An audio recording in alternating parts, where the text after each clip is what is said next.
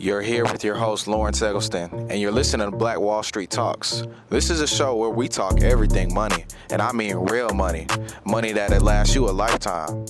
Listen up for an in-depth overview of how to trade on the stock market.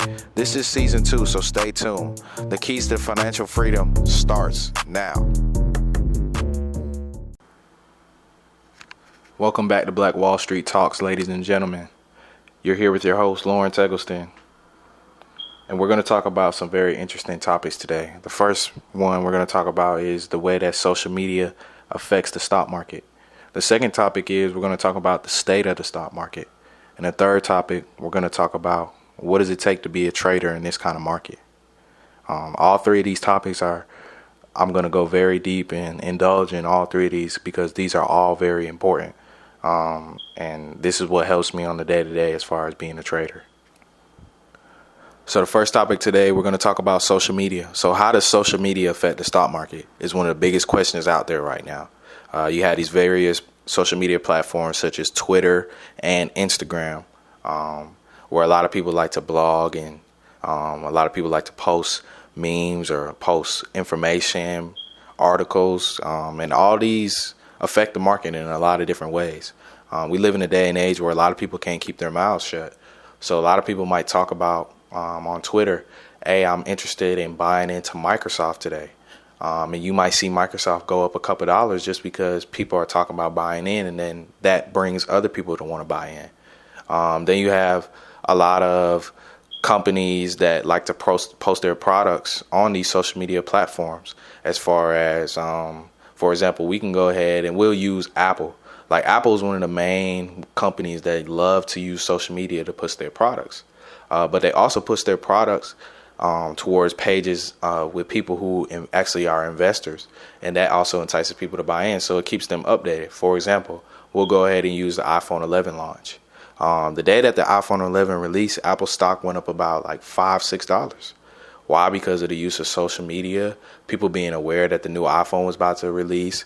Apple actually hosted their showcase event 2 weeks before the release date on social media platforms. So social media plays a very intricate role as far as how stocks are going to move when you have companies like Apple who do things like that. Now, that's a good side to it.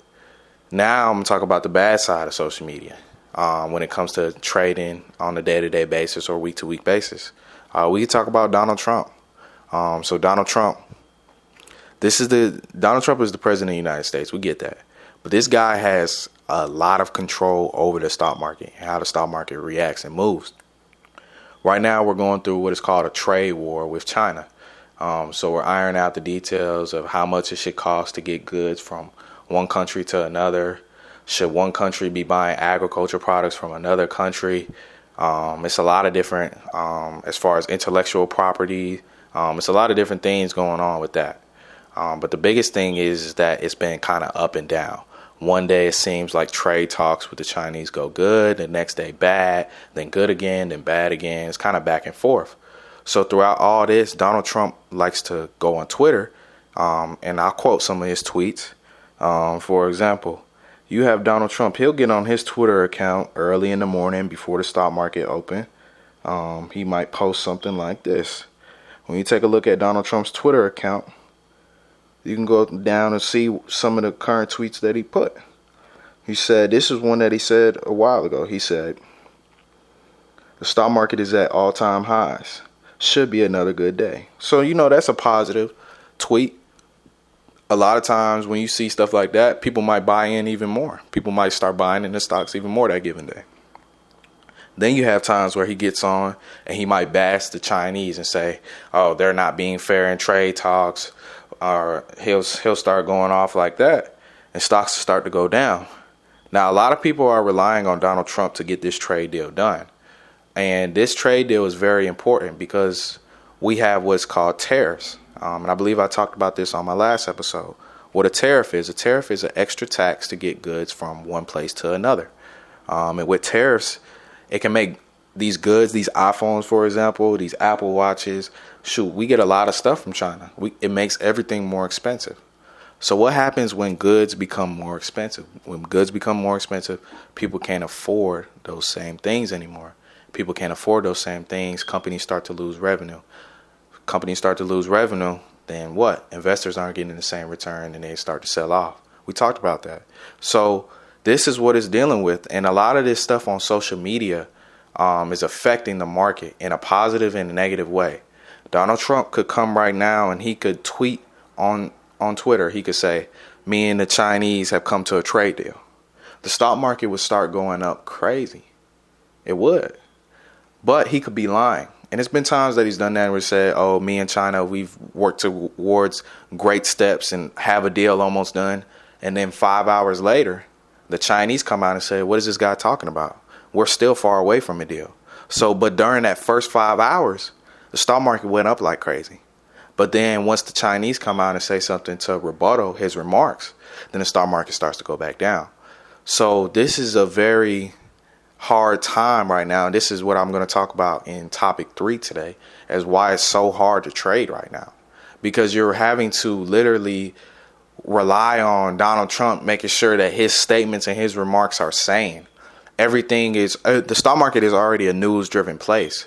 But now not only is it news driven, but it's social media driven off his Twitter account. The market sometimes goes up, like I said, sometimes goes up and down off a tweet. That simple, a simple tweet. It could be 140 characters in that tweet. Market could go down. But, you know, that's the day and age that we live in. Then we have a lot of people who like to leak information on social media. And, you know, whether that's legal or not, I mean, that can, it's a tough, that's a whole nother conversation that we have to have another day about information being leaked on social media. But it's kind of tough. It's a tough topic to dissect. But anyways, social media is playing such a prominent role in how people are viewing companies and looking at companies to want to invest in, or taking a look. For example, it's companies that get hit hard when Donald Trump tweets something like that. We'll go ahead and we'll take a look at Alibaba. So AliExpress.com, Alibaba. Anytime he tweets anything negative about China, Alibaba is going to drop every time. Every time. Apple's going to drop every time. Microsoft is going to drop every time. Tesla's going to drop every time. These stocks that rely heavily on China to get their goods or services or production, Nike, is going to drop every time. Or if good news come out, they're going to go up every time. So it also can help you actually as a trader as well too. If you realize, okay, he comes out and says something crazy, okay, we can make money off stocks going down too. Let's not forget that. You can buy what is called a put contract and make money off a stock going down. And then you have a call contract that allows you to make money off a stock going up. And if you check out episode 2, trading options, I go over that. But trading options allows you to make money off both directions, which is why this can be very beneficial too. And this is what I try to push my group to make sure that you follow Donald Trump on Twitter. Make sure you're taking a look at his tweets, taking a look at what's in these news and in these blogs, because a lot of times this can help you actually make trades. But that's really the effect of social media that's on the market right now. And social media is not going anywhere. So it's going to be, we're going to have to continue to work around it and continue to use it. But social media is going to continue to affect in many different ways. So we're going to move on to our next segment. Topic 2. We're going to talk about what the state of the stock market actually is.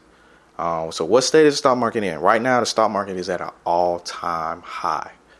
When I kid you, the stock market has not been this high ever. You have the Dow, you have the NASDAQ, and the S&P. All three of those are indexes. So if you watch the news, sometimes you may have never paid attention, or you might have seen where it says S&P, NASDAQ, and Dow. Those are our 3 main stock indexes. So all of those hold our biggest stocks. Hold our Apple, our Microsoft, our Google, our Amazons, our Facebooks, our Netflix, our Disneys, our Caterpillars. The list can go on and on. I could name all of them, but we'd be here all day. So honestly, when you take a look at that, our stock market is at a very pivotal point. And this is what I've been talking about for a while, that eventually we're going to get to this point, the climax. Right now, for those of you guys who, English, you study the rise in action. I've been saying it for the past 2 years. It's been the rise in action. Now we're at the climax. You have these various events going on, a lot of world issues going on. You had a trade war going on. It's a lot of things going on that a lot of people aren't talking about. You got the UK trying to separate from Europe. You got Argentina declining. China's economy destabilized, protest. The list goes on of events going on around the world that people aren't talking about. Saudi Arabia, all over there in that area. It's just a lot. So the market is affected by all of these issues. And the biggest thing is that you just want to pay attention and get ready for the fall. When you take a look, every time our market gets to an all-time high, you have to have a correction. I mean, think about it. At some point when you're on top, you have to come down off that high. You take a look at the Golden State Warriors right now. Golden State Warriors for the past 5 years have been winning championships, winning Western Conference Finals. But you take a look at them this year, they're 2-9. Golden State Warriors are 2-9 currently. So when you take a look at that, all I'm saying is you just gotta focus, and you gotta understand that there's ways to make money off the stock market falling. And TVIX and UVXY are two important index funds. I highlighted these in my episodes before, but these index funds actually allow you to make money off the stock going down. So when you take a look at it, buying into these index funds is major.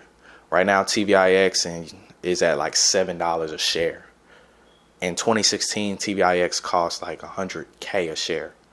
And our market was actually doing well at that point. So what happens is TVIX and UVXY have an inverse relationship to the three main indexes that I talked about: Dow, NASDAQ, and S&P.